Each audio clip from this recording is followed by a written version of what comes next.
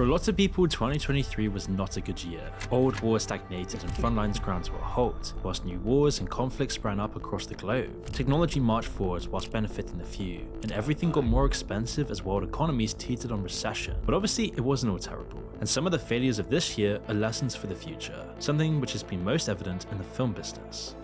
While there have been a few standout films from Hollywood, 2023 has otherwise been awful for the big studios. It was completely packed of unoriginal, bloated and soulless films, so many that audiences just stopped watching. Even the golden geese that Hollywood has relied on for decades stopped laying. After smashing franchise records just a year ago with Mission Impossible Fallout, Tom Cruise failed to rescue Warner Bros. From the brink. Mission Impossible Dead Reckoning Part 1, despite so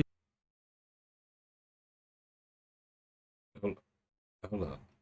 I don't even remember that one. It was a new mission. Oh my god.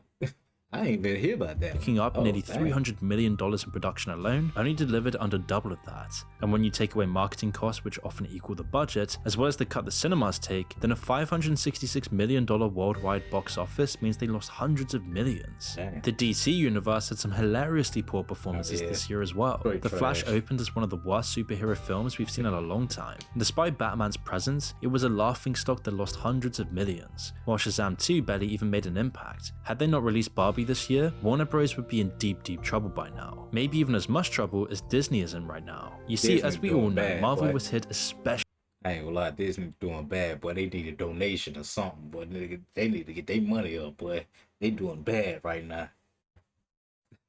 They down on their look. Yeah, damn. hard by sequel fatigue, Yeah, stumbling boy, early down with on their Ant-Man luck and the right Wasp, Quantumania. What could have been an easy $500 million in the bank for Disney blew up in their face. Shit was Cheap and trash, unpolished dude. special effects, combined with the most stale ideas possible, meant it never had a chance. But this was only the beginning for Disney. The forgettable series Secret World was unnoticed and ignored. Did come out. Damn, not bruh. It ain't do what it was supposed to do now that I think about it. It was supposed to be crazy. Like usually when Secret Wars supposed came out, it's supposed to went crazy. I don't even remember nobody talking about it after like a week. I think it came out and everybody just forgot about it. Oh my god. Damn. I ain't gonna lie, I didn't even watch it. Damn, I'm glad I ain't watch it because obviously it wasn't good. Let's be real. Despite a $200 million budget I ain't behind heard it, nothing their about next it. release Guardians of the Galaxy 3 was the best of a Fire. bad bunch, but still performed Fire. modestly compared to previous installments. Hold on.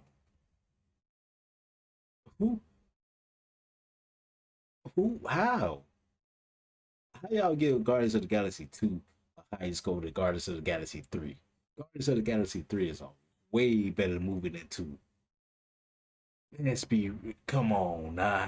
Let's be real, nah. I fuck with Batista, but still, ain't no way. Guardians, bro, ain't no. The third one was way better than the second one.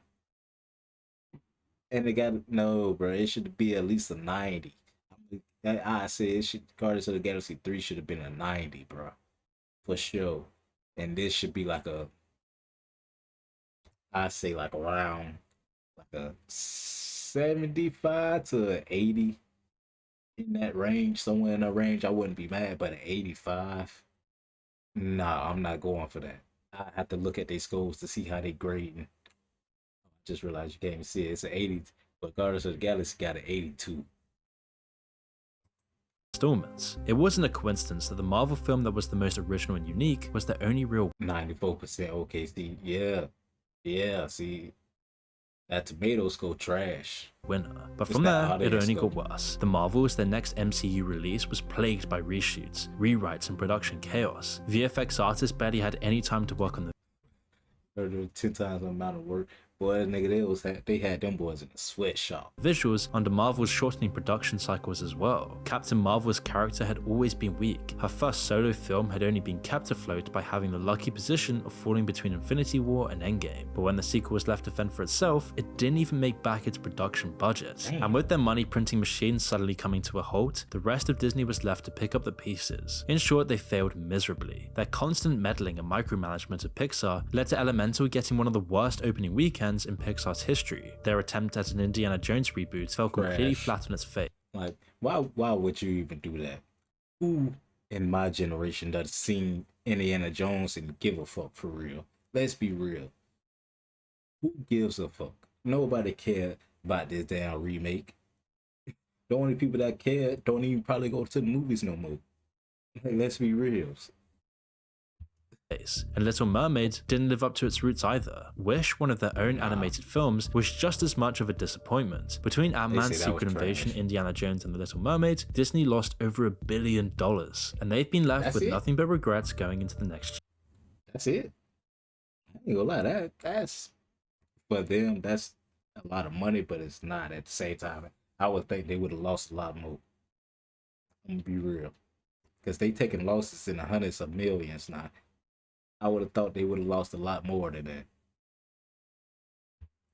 This year, the constant cycle of sequels and remakes finally brought down Hollywood's House of Cards. $300 million franchise films barely made a dent, whilst innovative and creative films almost overperformed for lack of competition. And whilst it's been a rough year for blockbuster films in general, the few successes will hopefully push the studios in the right direction again. If they don't wake up and smell the coffee, they could be in for an even worse 2024. But one thing that film does have going for it is that it's relatively sheltered from the disruptive effects of the online world. News and TV haven't been so fortunate, getting replaced by online content and social media at the fastest pace yet. But what might have led to a more free and open society has instead only worsened the existing divisions in society. On the surface, social media companies have been extending and tightening their grip over their users. Reddit, once considered one of the last bastions of free speech, has fallen even further into a world of corporate safe spaces and censored discussion. Their major gamble was to effectively shut down third-party apps and other ways to use the site without their watchful eyes on your data. In May of 2023, they announced that they were locking out third-party developers from their code unless they paid insanely high. I think they were paying like,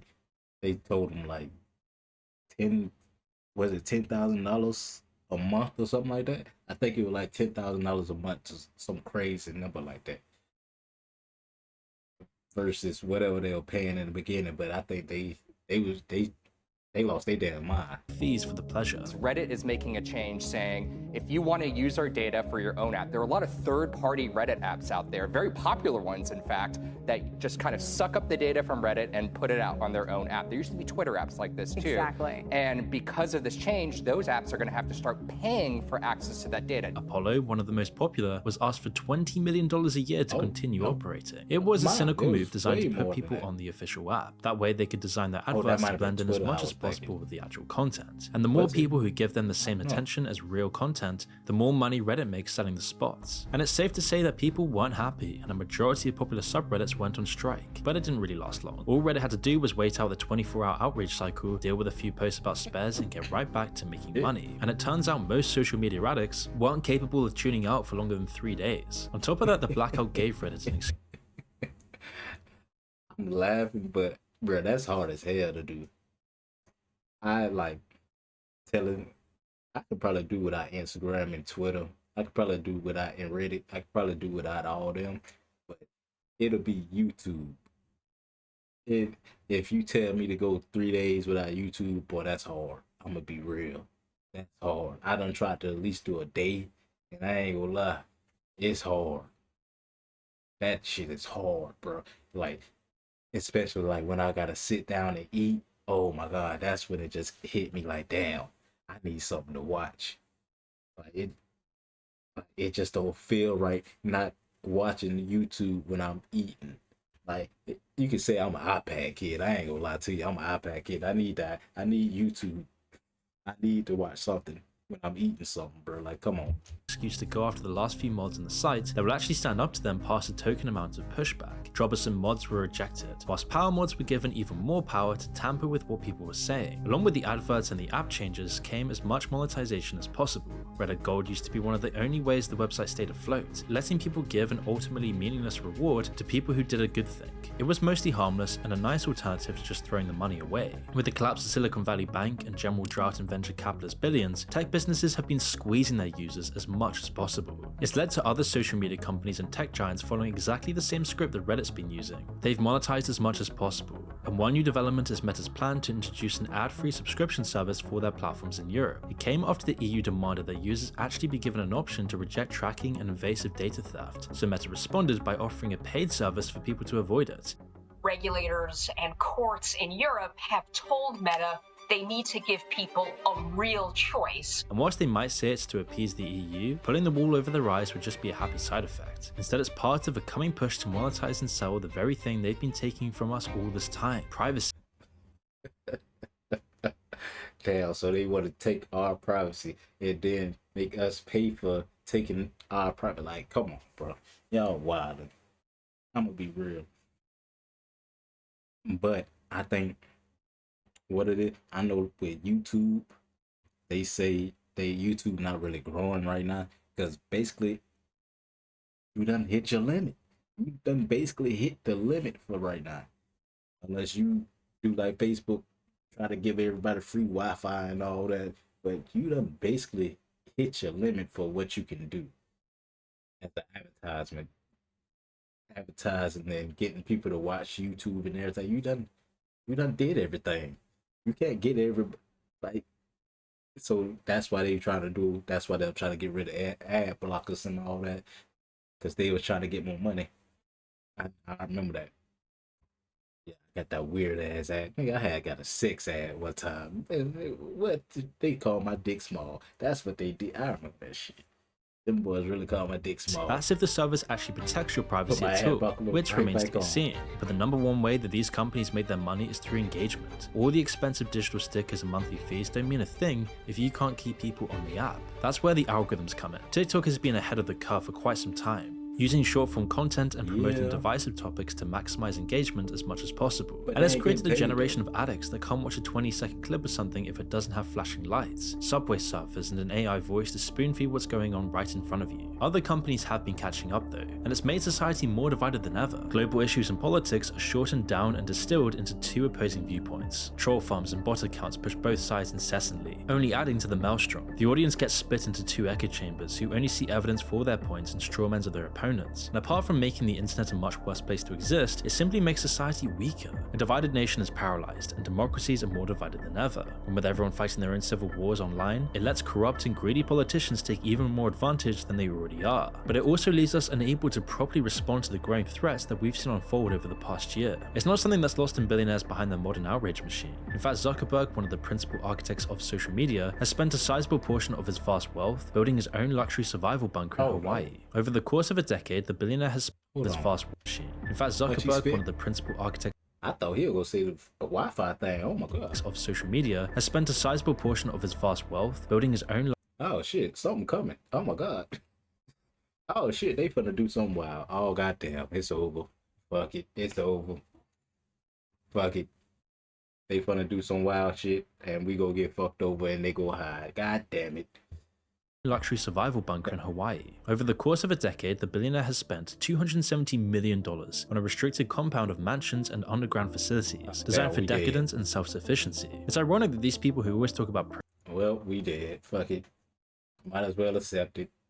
Progress and a brighter future are spending so much on a plan B when it all collapses. And whilst the rich and powerful have been building their own walls and bunkers, much of the world has fallen into chaos. And we can't forget that the world moved one step closer to war this year. Whilst the Ukrainian flag graced millions of Facebook profiles last year, it's fallen off the front pages, which only benefits Putin. Without air superiority and a flood of Western aid, Ukraine stands little chance of breaking the deadlock. UK and US politicians looking to get re-elected next year won't be likely to announce massive boosts in aid to Ukraine. It's an awful catch-22. That means the country will be spending over 20% of their GDP on defense next year. Russia, meanwhile, only spent around 6.4% of their GDP this year on the military. Still a huge proportion, but nowhere near what Ukraine has had to give up. It takes a long time for economic pressure to end an ongoing war. Often it doesn't happen at all. But if this war of attrition continues, then the tragic depletion of Ukraine's families and resources will carry on. Of course, the war in Ukraine isn't the only war that's going to carry on into the next year. The war in Gaza is also unlikely to end anytime soon. While peace talks are ongoing, the conflict is defined by bitterness that goes back to colonial times, on top of ongoing ethnic tensions. Tensions that have only been amplified in the online discussion and content surrounding the war. something that social media companies are pretty powerless to really prevent. It's incredibly difficult to moderate content that reflects an ever-changing landscape of truth and propaganda, especially when there's so much of it in multiple different languages. It's no surprise that tons of social media platforms have pretty much given up.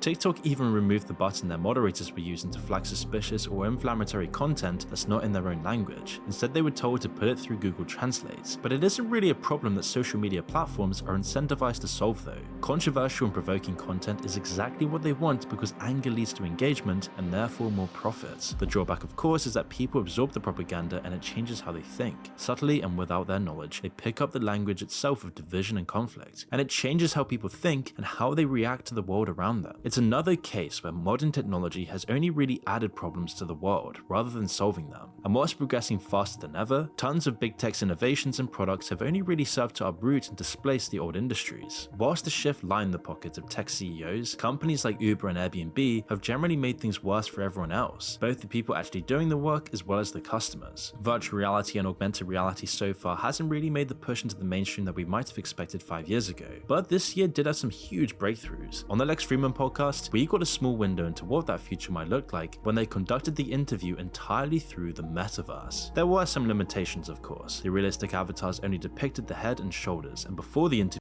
I ain't gonna lie, wasn't it just a few years ago when this shit was trash? Oh goddamn. It's fun to be Ready Player One. Damn. It's over. Fuck it. Just accept it. It's over. Fuck it. God damn it. They got us. God damn it. interview, there was this huge scanning process to set it all up, but otherwise the effect was incredibly realistic. This technology really will change society, but it will take a long time before this happens. Then again, the announcement it's gonna be Sword Art Online too. Oh goddamn. We gonna be trapped in the game. Now we really living in a simulation at this point. of the Apple Vision Pro was what really defined the year. The device, whilst ludicrously expensive, represents a massive step towards a digital reality. You see, Meta's been pushing VR for years now without massive success, but Apple finally getting into the game means they're finally serious about its short-term potential. The device, slated to come out early next year, will put the digital world right in front of people's eyes. Through eye tracking and outward cameras, the user can both see what's around them as well as a digital overlay. Apps and games can exist layered on top of the real world, rather than in an entirely generated digital world. It's this augmented reality that's going to be the defining feature, both for consumers and for Apple. You can imagine its uses in real life. Information about the world around you will appear at your fingertips. AI assistants can tell you which bus will be the fastest, which roads to take to avoid traffic, and overlay everything else a smartphone can do. Eventually, it could even automatically translate language or give you subtitles in real time. But as well as the limitless possibilities, it means that the digital world will be even more intermingled with your life. AR will remove those last few seconds of time between the impulse to follow the distraction and getting the dopamine reward. This final wall between us and the digital world, man, everybody's brain about to be fucked. I'm gonna be real. People's brain is about to be gone. It's gonna just be mush. Like, bruh, he finna turn our brain into mush. It's already gone, bruh. We ain't got nothing but like 5% left with all the TikToks and Facebook and Instagram and Twitter and everything. Like, bro, we ain't got too much left, man. They gonna do us like this. Oh my god. Ready Player One. Fuck it. Fuck it. I'm ready. Fuck it. I do it. Fuck it. is crucial. Instead of having adverts and I ain't gonna notifications appear on your phone, they will appear directly in your vision. I'm not gonna Now the fight it. Vision Pro is a long way away from that. A perfect idea of the product would be a simple pair of glasses with all the same functionality. It's bulky and heavy, meaning it'll be hard to carry around all day. But on top of that, it needs to be plugged into a power source to function. Or you can wear a battery pack that gives it an insane 2 hours of charge before it's dead again. We might not see everyone walking around with VR headsets in the next 6 months, but this year was the first year where it truly became a possibility. It doesn't matter that it's the same cheap Chinese knockoff junk that Wish has been selling for years, people are eating it up anyway. But the low prices of today are an illusion meant to get people hooked. In a year or two, they'll all shoot up once the user base has been established and the initial investments dry up. And this is just like TikTok and all these other Chinese social media apps that have taken over the West in 2023. And as TikTok got grilled and almost banned by the American government, people started waking up to how dangerous China truly is. And Temu just represents that, getting everyone hooked to Chinese products and then extorting the population. But you see, the most insidious part of Temu's operations outside of China is the gamification of consumption. By using loot box systems, mini-games with prizes, and spending quotas, they've turned getting people addicted to shopping into a science. People that are vulnerable to these tactics end up spending tons and tons of money on useless junk they don't need. The low prices, flashing colors, and hollow sense of satisfaction make sure they keep coming back for more. This addiction then fuels sweatshops and unethical factories where the Earth's dwindling resources are made into cheap hunks of plastic that break after a few months. I'm not gonna lie, it gotta be for females, cause well, nah, I ain't even gonna say that. I'm glad I ain't no big shopper. I ain't gonna lie to you. I'm glad I'm not a big shopper, cause people just don't make sense with clothes to me. Like that don't just. I'm glad I'm not a big shopper. Oh my god. Months anyway. Even the corporate staff at Temu's parent company are massively overworked. Former employees have described an atmosphere where people work nearly 400 hours every month and where multiple people have been 400 a month. Nigga, how many hours in a month?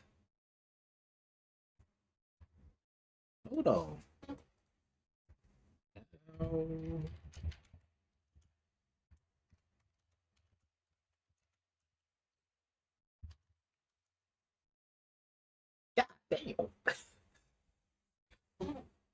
Damn. Bro. So all they got, hold up. If you were here 730 hours in a month minus 400, bro.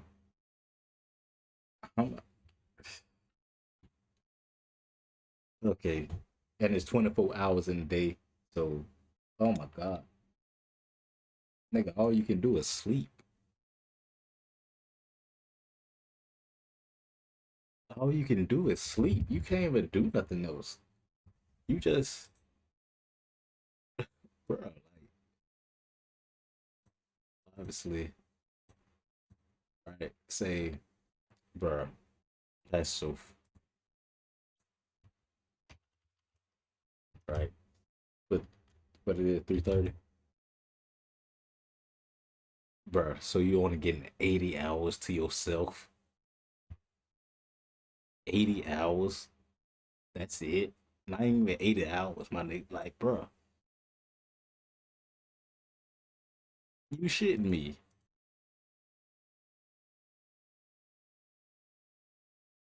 Oh shit. I fucked up. I fucked it up. Right? Bruh. Let's see. I'm fucking it. Well, fuck it.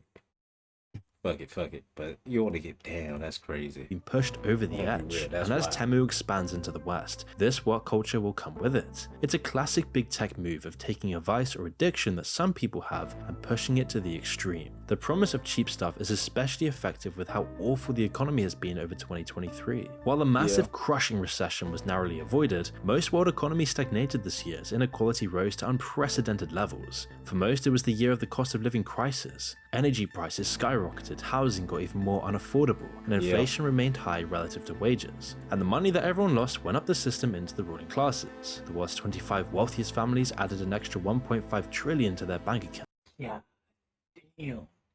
The world's wealthiest families got $1.5 trillion richer.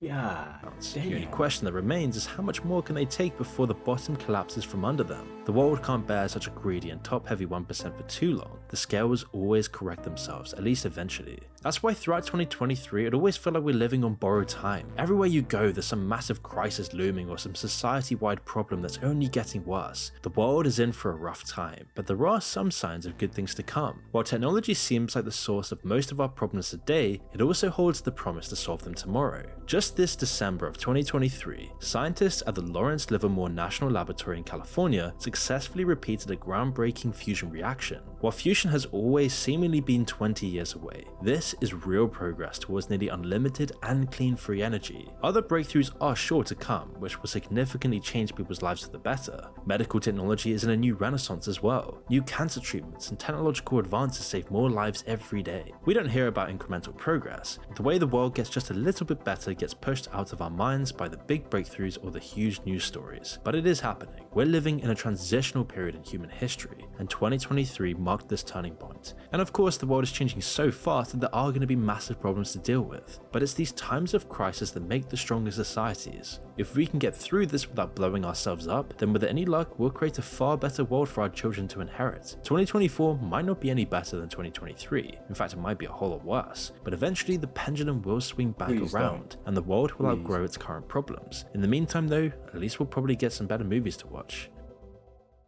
Hey, if it's gonna end, might as well give us something good. Shit.